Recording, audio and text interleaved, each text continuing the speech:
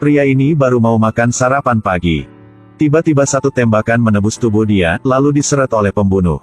Di hari berikut, pembunuh masih di posisi yang sama. Pria ini sudah mati terus hidup lagi, sebelumnya dia pernah dibunuh 138 kali lebih. Setiap hari terbunuh dengan cara yang berbeda, ditabrak mobil, ditembak mati, dibunuh oleh bom, dalam kecelakaan. Nama saya Guan Yin, misi saya selesai. Rai tidak tahu mengapa dia terjebak seperti ini, setiap hari jam 7 pagi dia akan mendengar teriakan. Dengan seorang pembunuh yang memegang pisau sepanjang 40 cm. Rai bangun, berpakaian, membuat segelas kopi, menyesap dikit dan melemparkannya ke pembunuh itu. Setiap gerakan asasin Rai tahu segalanya. Karena dia sudah mati berkali-kali. Lalu, orang duduk di helikopter, pikir pembunuhnya adalah Roy, jadi dia menembaknya.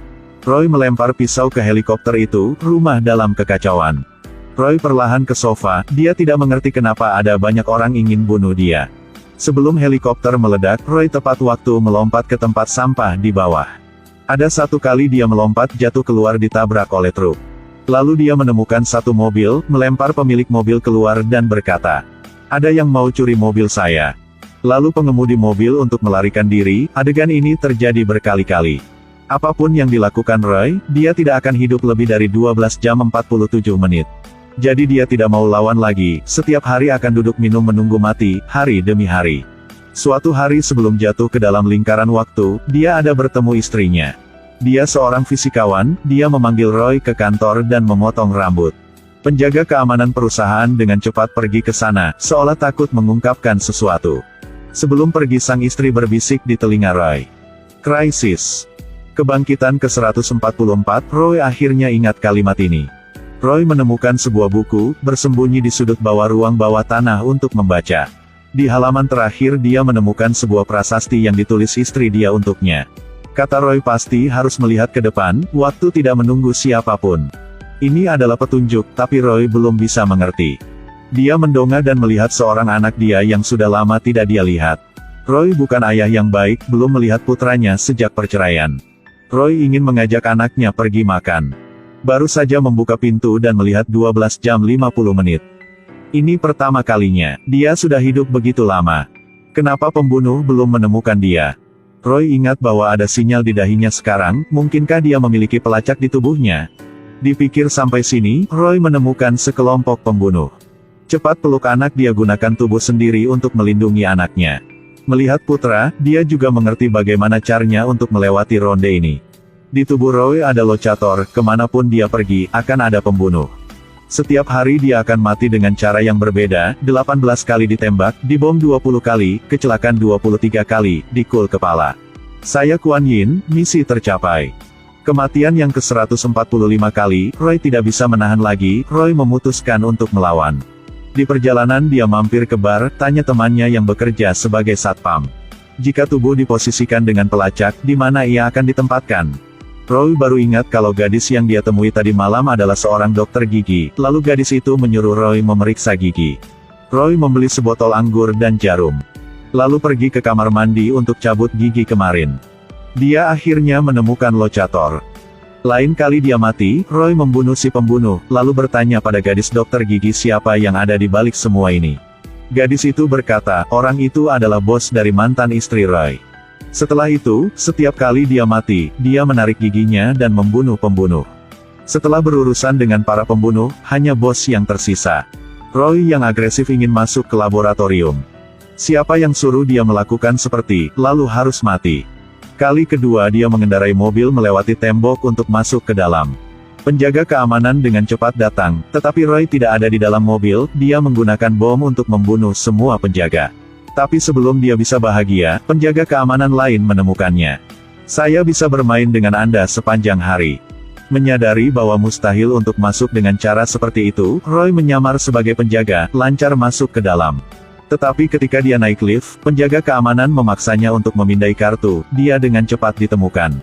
Kali keempat dia berurusan dengan penjaga keamanan, tetapi begitu dia memasuki lift, sekelompok penjaga datang. Roy dengan cepat bunuh diri dengan pistol.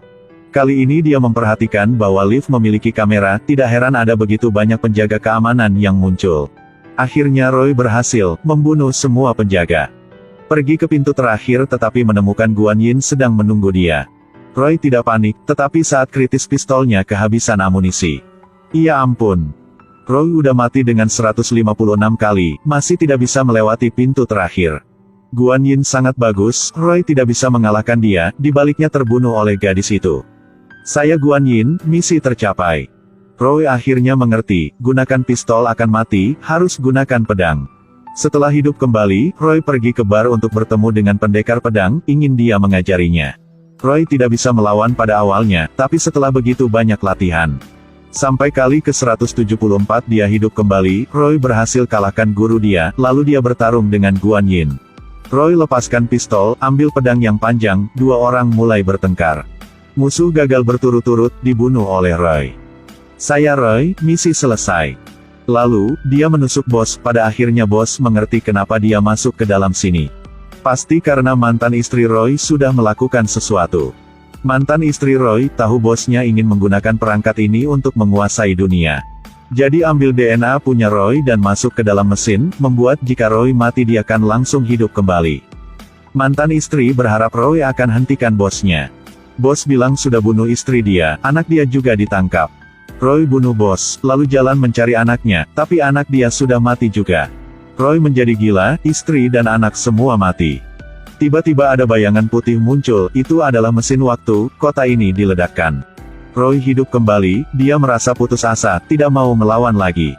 Dia memilih untuk bersembunyi. Seorang pembunuh yang menggunakan segala cara untuk membunuh dia.